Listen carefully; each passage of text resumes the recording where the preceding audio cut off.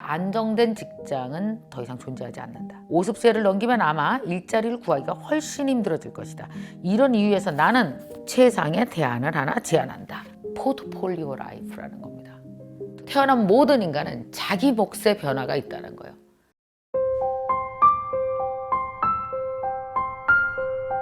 김미경의 북드라마.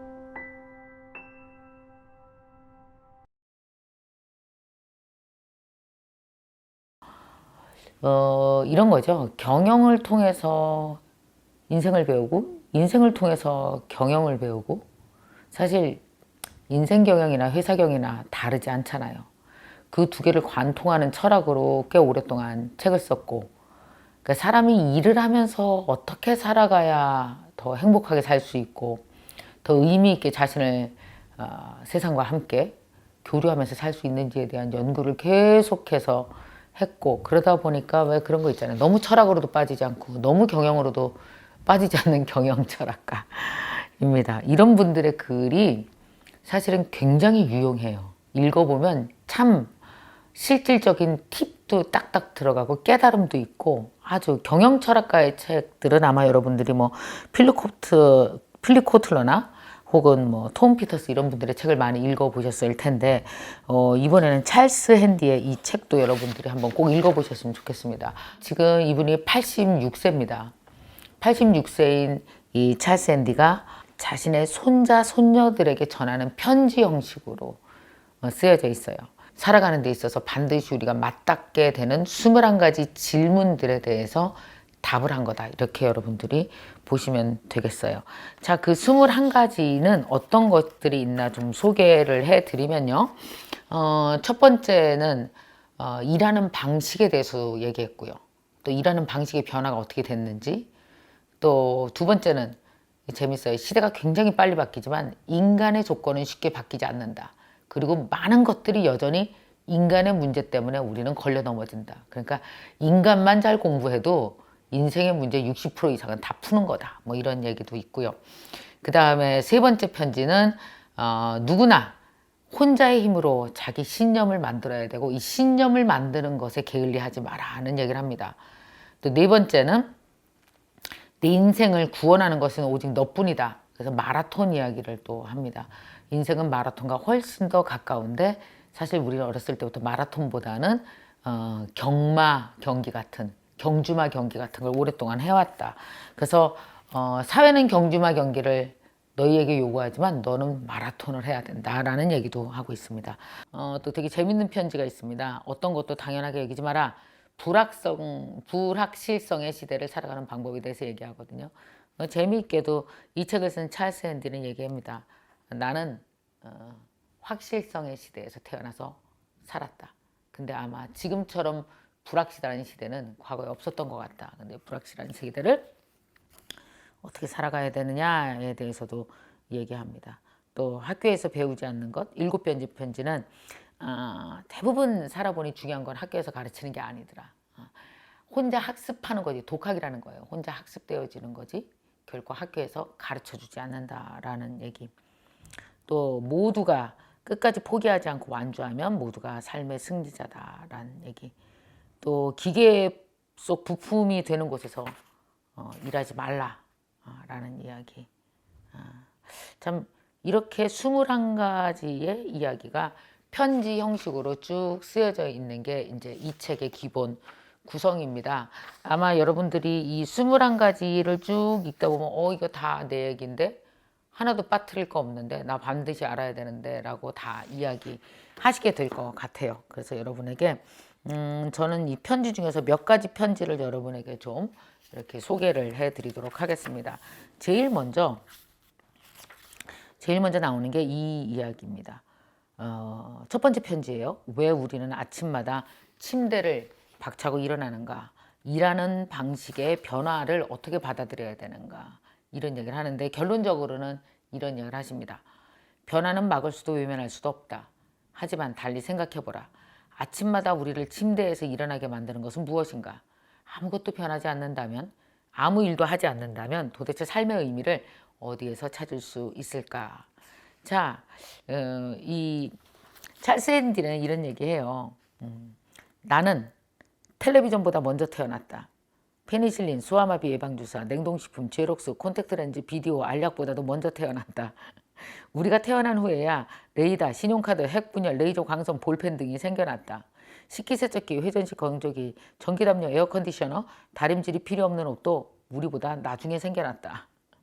또 우리는 인간이 달에서 걷기 전에 태어났다. 그러네요. 한 86세 되면 지금 우리가 누리고 있는 이 모든 것들이 있기 전에 다 태어났다는 거죠. 자, 그럼 어땠을까요? 여기서 이런 얘기를 하는 겁니다. 그런데 나 태어난 이후에 이 모든 것들이 다 생겨났어. 나 태어나기 전에 이 모든 것들이 다 생겨났는데 그럼 이 변화 따라잡다가 잘못돼서 죽은 사람은 없는 거죠. 다 변화를 잘 따라잡고 산 거예요. 그러니까 옛날에는 막 그렇게 변화가 없었고 지금은 변화가 많아서 살기 힘든 게 아니라 옛날은 옛날대로 다 변화했고 따라가느냐고 힘겨웠고 그러나 묵묵히 잘 인간은 진화하면서 함께 살아왔다라는 얘기입니다. 그때도 기술이 우리의 삶을 변화시켰죠. 만약에 그때는 가전제품이라든지 이런 여러 가지 기술들이 과학기술들이 생겨나면서 그들의 삶을 변화로 이끌었다면 지금은 우리는 어때요? AI 테크놀로지가 우리의 삶을 진화시킬 수 있죠. 그러니까 옛날 사람들은 좋았겠다. 그때는 별로 변한 거 없어서 아니요. 그들도 깜짝 놀랐을 겁니다. 세탁기 나왔을 때 얼마나 놀라고 냉장고 나왔을 때도 놀라고 그 다음에 컴퓨터 나왔을 때도 놀라고 얼마나 놀랬겠어요. 다 똑같은 거. 비행기 나왔을 때는 얼마나 놀랬겠습니까? 그러니까 결국 우리가 살고 있는 다 평범한 원래 있었던 거라고 생각하는 것이 누군가에게는 태어났을 때는 없었고 사는 내내 생겼고 근데 그동안 얼마나 많은 변화가 있었겠어요. 특히 일터에서 있던 직업이 사라지고 없던 직업이 새로 생기고 이거는 요즘의 이야기가 아니라는 거죠. 요즘에 이런 얘기 되게 많이 하잖아요.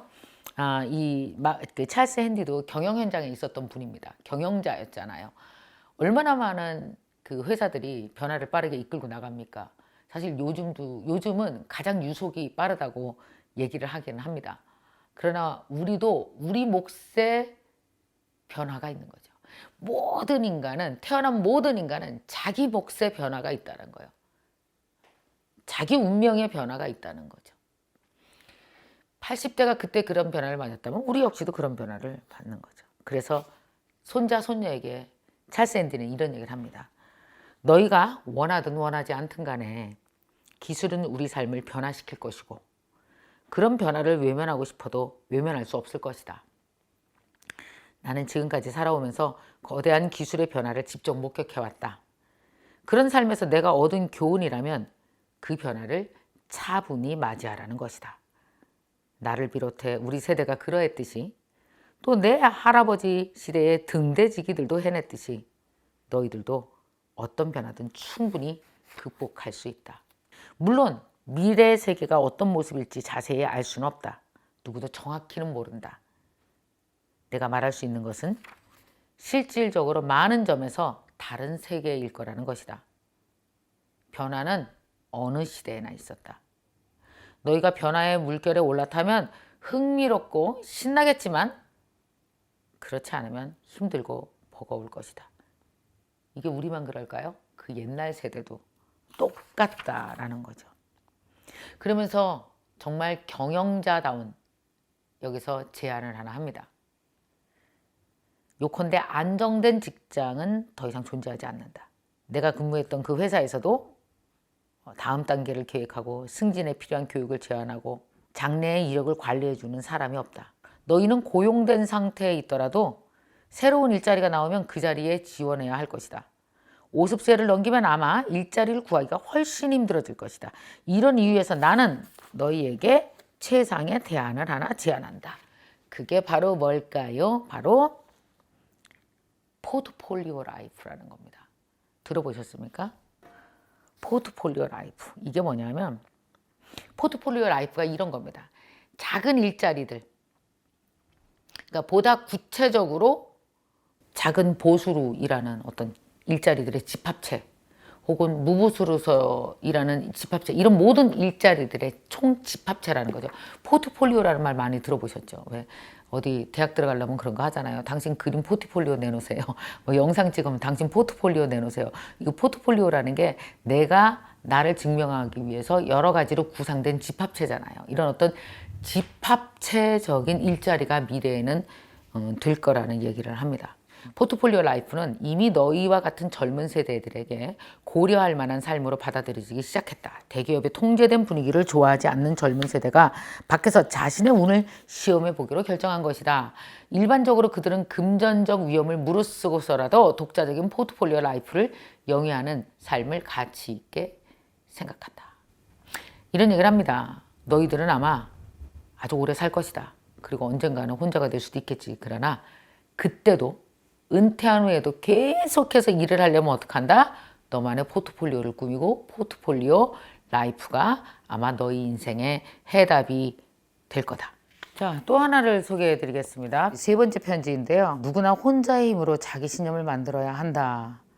철학자가 되어서 너의 삶을 꾸려라. 이렇게 이야기하는 편지입니다. 먼저 손자와 손녀들에게 이 이야기를 되게 하고 싶었을 것 같아요.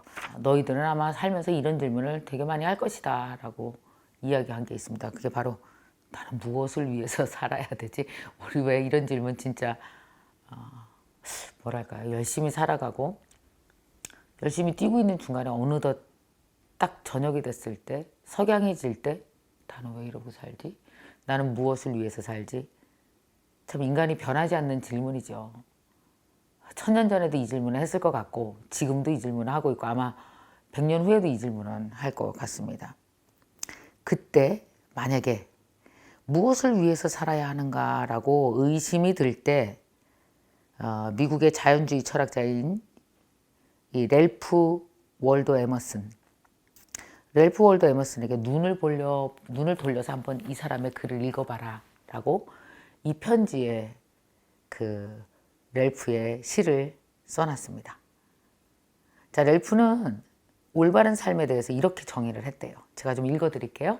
자주 그리고 많이 웃는 것, 현명한 사람들에게 존경을 받고 아이들에게서 사랑을 받는 것, 정직한 비평가의 찬사를 듣고 거짓된 친구의 배반을 참아내는 것, 아름다움을 식별할 줄 알며 다른 사람의 좋은 점을 찾아내는 것, 건강한 아이를 낳든 한 숫대기의 정원을 가꾸든 사회 환경을 개선하든 세상을 조금이라도 살기 좋은 곳으로 만드는 것, 그대가 살았다는 이유로 한 사람이라도 더 쉽게 호흡하는 것, 이것이 진정한 성공이다 라고 소개하면서 그 찰스 앤디는 얘기합니다. 많은 점에서 나는 이 시에 공감을 한다. 그러면서 찰스 앤디는 자신의 어린 시절 이야기를 손자 손녀들에게 들려줍니다. 교구 목사관에서 태어나서 하나님을 열심히 어렸을 때 믿으면서 자랐어요. 하나님의 법칙을 따르면 복을 받을 거다. 귀가 딱지게 듣게 들었대요. 근데 10대 후반에 그 믿음을 버렸고 대학 졸업을 앞두고 나서는 과연 나는 뭘 위해 살아야 되지? 역시 찰스도 그거에 대해서 엄청나게 고민을 했답니다. 대학에서 고전학도 공부하고 철학을 전공했지만 뭘 위해 살아야 될지 너무 힘들었다는 거예요. 근데 졸업을 했을 때는 머릿속에 딱 한 가지 생각은 있었대요. 사람 사는 거 다 똑같은 것 같아요. 그죠? 자립해서 삶을 즐기기에 충분한 돈을 벌고 싶었다. 우리 다 그 정도의 의미 있는 삶에 대해서는 다 꿈꾸면서 살잖아요. 근데 그 이후에 진짜 찰스는 정말 많은 돈을 벌었습니다. 그리고 즐겁게도 살았고. 근데 이기적으로 즐거움만 추구하는 생활에 금세 시들해지기 시작했다는 거예요. 뭔가 남들에게 되게 쓸모 있는 사람이라는 그런 존재가 되고 싶었고 자신을 좀 더 자유롭게 표현하고 싶었다는 거죠. 아리스토텔레스는 이런 얘기를 했답니다. 이게 손자 손녀에게 들려주고 젊은이들에게 들려주고 싶은 핵심 단어인 것 같아요. 황금 씨앗. 여러분도 혹시 믿으십니까? 여러분 뱃속에는요 황금 씨앗이라는 게 있습니다. 씨앗. 잘 길러내면 무럭무럭 커서 나의 성장과 내 안에 있는 황금 씨앗이 같이 자라는 거죠. 같이 자라나서 어마어마한 걸 이뤄내고 그 안에서 내가 즐거움도 찾고 의미도 찾고 이렇게 살 수 있는 황금 씨앗이 있다는 거예요. 황금 씨앗이라는 게 뭘까요? 특별한 재능, 능력, 적성 이런 걸 뜻하는 거죠. 적절히 비료도 주고 물도 주면서 길러야 되는 거죠. 그러면서 이런 얘기 합니다. 젊은 사람들, 당신들은 정말 뭔가 잘하는 분야에서 최고가 될 수 있다. 또 그렇게 하면서 어질고 정직한 인품을 유지하면 훨씬 더 성취감을 만끽하는 삶을 누릴 수도 있을 거다. 그런데 이 황금 씨앗이 있다는 걸 여러분들은 믿으십니까? 혹시? 아니면 누구나 다 있다고 믿으세요? 아, 나한텐 그런 건 없어요. 라고 믿으세요? 찰스도 어렸을 때는 자기에게 황금 씨앗이 있다는 걸 믿지 않았대요. 그리고 있다고 생각도 안 했던 거예요. 아마 많은 20대가 그러지 않을까요? 그래서 첫 직장에 근무를 하려고 동남아시아로 떠나게 됐을 때 어머니를 찾아가서 작별 인사를 했답니다. 이게 진짜 재밌는 말이에요. 어머니가 이런 얘기를 했대요. 걱정 마라. 이 모든 게 너의 책을 위한 좋은 재료가 될 거다. 그래서 어리둥절해서 그런 얘기를 했다고. 어머니 저 책 안 써요? 무슨 책이에요? 저는 이제 석유회사 간부가 될 거예요. 저 지금 석유회사 다닌다고요. 동남아시아로 떠난다고요. 근데 무슨 책이에요? 저 책 쓸 시간도 없어요. 그랬더니 엄마가 얘기했답니다. 그래 알겠다. 지금 와 생각하니 천만에 두고 보면 알 거다라고 엄마가 말했다는 그 엄마의 말투는 봐라. 두고 보면 알 거다라는 그런 말투였다는 거죠. 정말로 찰스 핸디는 15년 후에 쉘을 퇴사했고 책을 출간을 했죠. 이런 얘기를 합니다. 신기하지. 어머니들은 황금 씨앗을 기막히게 알아본다. 황금 씨앗을. 저는 이 얘기를 듣는데 찰스 핸디는 엄마가 되게 좋은 사람이었구나. 웬만한 사람은 야! 너 삼성 가. 너 쉘 같은 회사 다니려고 너 좋은 대학 나온 거야. 이렇게 말해야 될 텐데 오히려 어머니는 우리 아들이 왜 자신의 안에 있는 황금 씨앗을 알아보지 못하고 저렇게 동남아로 떠날까. 왜 저런 회사 다닐까. 이렇게 생각을 했다라는 거죠. 되게 좋은 회사인데도. 이런 데서 되게 의미가 있는 것 같아요. 이제 여러분 어떻습니까? 어떤 사람은 부모를 잘 만나서 황금 씨앗을 잘 키우고 찾도록 하는데 지원하는 부모가 있느냐 하면 야 황금 따위 됐고 그냥 대기업 가라고 공무원 되라고 이러는 부모도 많잖아요. 자, 젊은이들에게 반드시 주고 싶은 것이 바로 이거였다는 겁니다. 너에게는 신기하지? 황금 씨앗이 다 있어. 그리고 그 황금 씨앗은 가장 너 자신을 의미 있게 살게 하는 기본이다. 그래서 당신 안에 있는 황금 씨앗을 찾아내고 그것에 물도 주고 비료로 키우면서 살아라. 그런데 또 한 개의 편지에서 마지막으로 이런 당부를 합니다. 절대로 남과 비교하지 마라. 그리고 남과 경쟁하려고 하지 마라. 이 책의 두 개의 편지에서 나오는 이야기입니다. 뭐라고 얘기하냐면요. 의미 있었던 것 같아요. 단거리 경주 같은 것을 어렸을 때부터 하게 된다. 이미 선생님들이 정해놓은 경기 규칙에 따라서 우리는 공부하고 성적 내고 공부하고 성적 내고 나보다 위에 있는 사람 없이 1등 해야지 잘하는 거고. 근데 찰스 핸디는 그런 얘기 합니다. 만약에 내가 되게 공부만 잘하는 애들만 완전 모아놓은 데라면 거기서도 좋은 성적을 거뒀을까? 우리 동네라서 1등한 거 아닐까? 이거는 정말 범위의 문제지 작은 범위에서 1등하는 게 무슨 의미가 있냐 이 얘기예요. 결국은 살아보니 마라톤이다. 인생은 훨씬 더 마라톤에 가깝다. 그냥 중요한 건 자기 자신과 경쟁하라는 거죠. 자기 자신과 자기 자신의 과거와 경쟁하고 더 나은 내가 되려고 노력하는 것이 훨씬 더 의미가 있다라는 얘기예요. 마지막으로 이 편지를 여러분에게 좀 읽어드릴게요. 내 생각에는 마라톤이 삶에 더 가깝다. 우리는 자체적으로 기준을 세우고 그 기준을 넘어서려고 끊임없이 노력한다. 더 많은 훈련, 그리고 친구와 가족의 응원이 기록 향상에 도움이 된다. 물론 즐기면서 친구를 사귀려고 마라톤 대회에 참가할 수도 있다. 마라톤 대회에 참가하면 옆에서 달리며 기록을 경신하려고 애쓰는 많은 사람을 만날 수 있기 때문이다. 또한 마라톤은 자기만의 페이스를 유지하며 달리는 그 자체에 만족할 수도 있다. 또 동료들과 함께 달릴 수도 있고 혼자 달리는 쪽도 선택할 수 있다. 게다가 마라톤 대회는 매년 개최된다. 올해 크게 실패하면 내년에 다시 시도하면 된다. 삶은 마라톤처럼 장거리 경주다. 너희 자신 이외에 그 누구도 너희를 시험하지 않는다. 끝까지 포기하지 않고 완주하면 모두가 승자다. 아마 찰스 앤디도 그랬을 겁니다. 젊은 날에는 좋은 직장 들어가기, 학교에서 성적 내기, 그리고 더 좋은 직장에서 빨리 사장 되기. 그러니까 단기 경주, 사회가 정해놓은 규칙적 경주에 매달렸던 거죠. 근데 86세를 살고 보니 이 모든 것들이 마라톤이다. 나 혼자의 경기였다라는 얘기예요. 경쟁적인 경주도 젊은 시절엔 재밌다. 다른 사람들을 상대로 너희 능력을 실험하는 일이니 이것도 재밌을 거다. 그러니까 해라.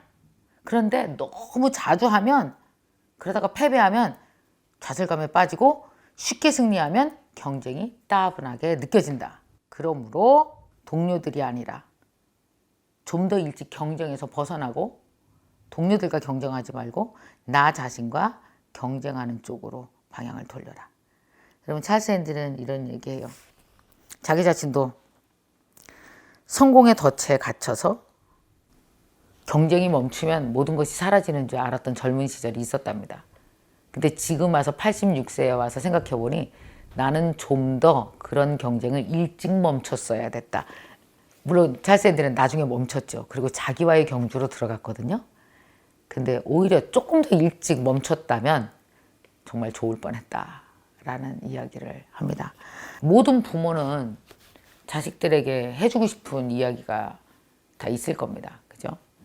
삶을 80년 이상을 살아가면은 내 자식들은 적어도 이거는 좀 지키고 살아야 되겠어 라는 편지를 다 쓰고 싶을 거예요. 아마 부모님들이 돌아가시면서 그런 식의 편지를 한 20장 정도씩 써주면 너무너무 좋을 것 같기는 해요.